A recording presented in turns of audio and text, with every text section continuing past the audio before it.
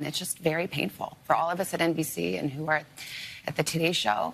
And, you know, it's very, very, very difficult. I'm looking at you and I'm having a weird moment that we were sitting here just like this 2 years ago. This morning, Today Show anchors Savannah Guthrie and Hoda Kotb visibly emotional, grappling with new explosive allegations that former Today Show host Matt Lauer raped a former NBC News colleague at the 2014 Sochi Olympics. You know, this is shocking and appalling, and I honestly don't even know what to say about it.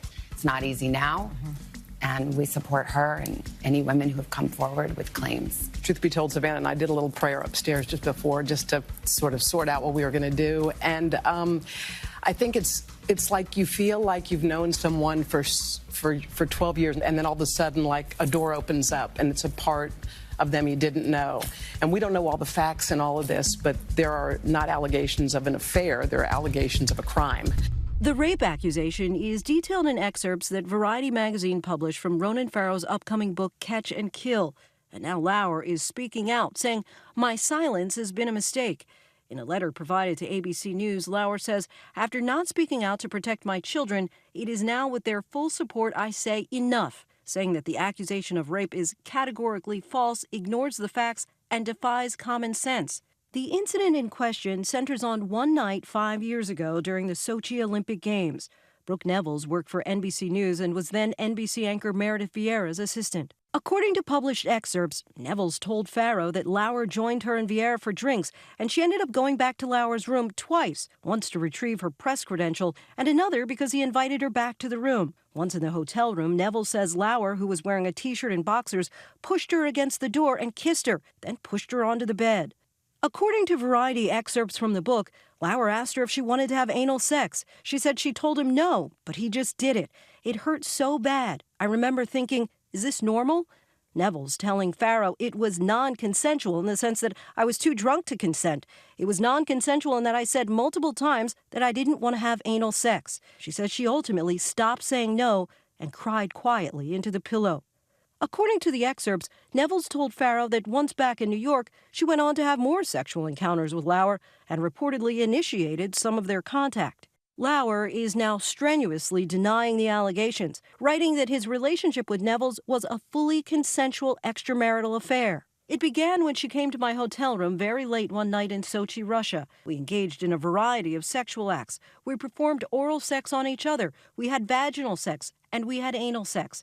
Each act was mutual and completely consensual. He adds, after we returned to New York, we both communicated by text and by phone. We met for drinks, and she met me at my apartment on multiple occasions to continue our affair.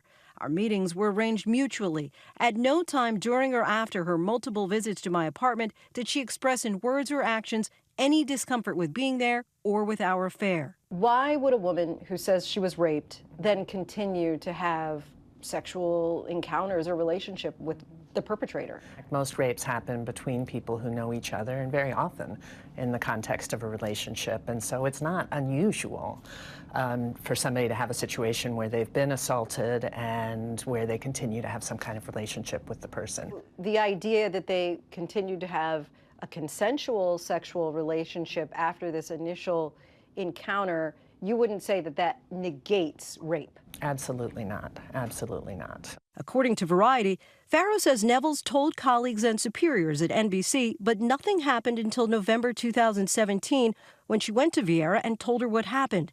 Vieira urged her to go to NBC Human Resources with a lawyer. It was her account that led to Lauer's firing a day later. Breaking news overnight, Matt Lauer has been terminated from NBC News. This is a very tough morning for both of us. The next day, Lauer released a statement that was read on air. Just moments ago, received a statement from Matt, and let me read it to you.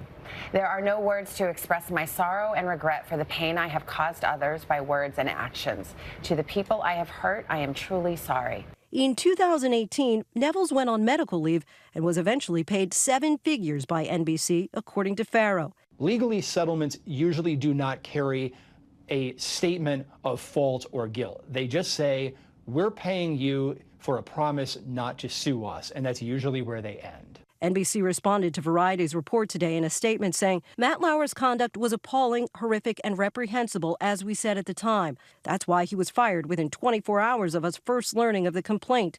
Our hearts break again for our colleague. I can't convict him. I can't decide, what happened that night or what happened in subsequent encounters that they had.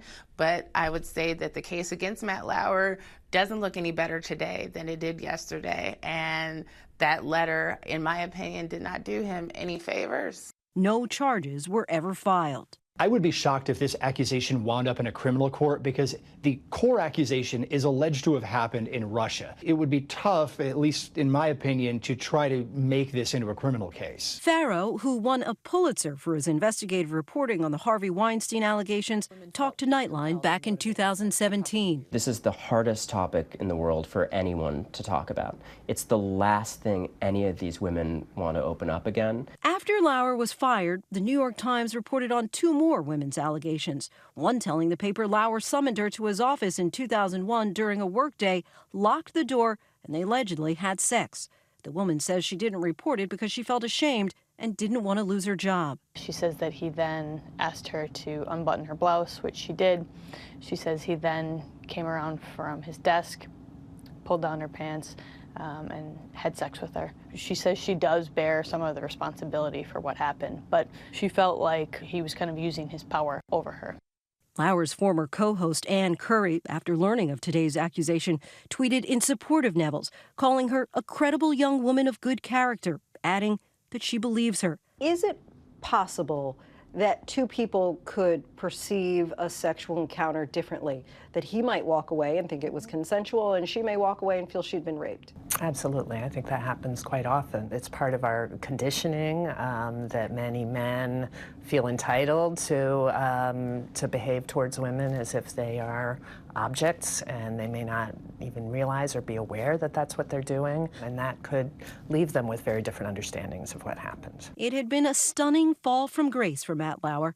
After his firing, his wife divorced him. He's selling his $44 million Hamptons home and went almost totally dark on social media, reappearing just this week on the social media site TikTok, dancing with his daughter. You should shut up, Heather! Sorry, Heather. Look who's with her. Oh, my God.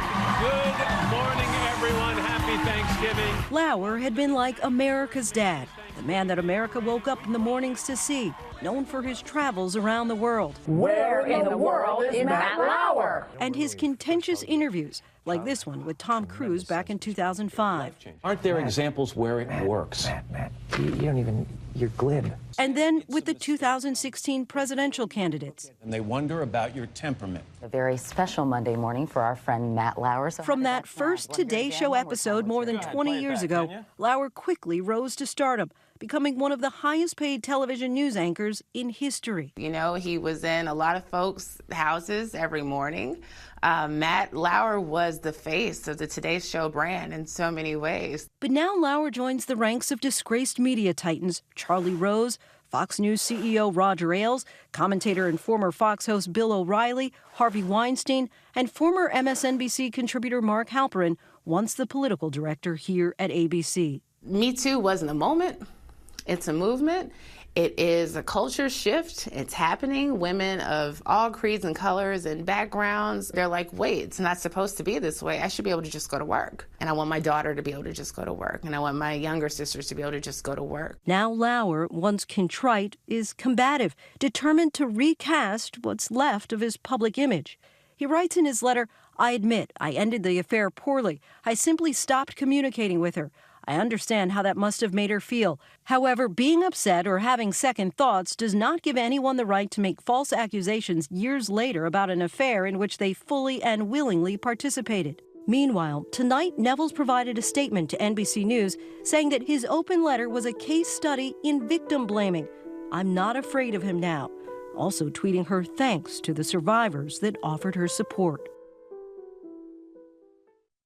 And a programming note, journalist Ronan Farrow joins GMA this Friday for a sit-down interview. Hi, everyone. George Stephanopoulos here. Thanks for checking out the ABC News YouTube channel. If you'd like to get more videos, show highlights, and watch live event coverage, click on the right over here to subscribe to our channel. And don't forget to download the ABC News app for breaking news alerts. Thanks for watching.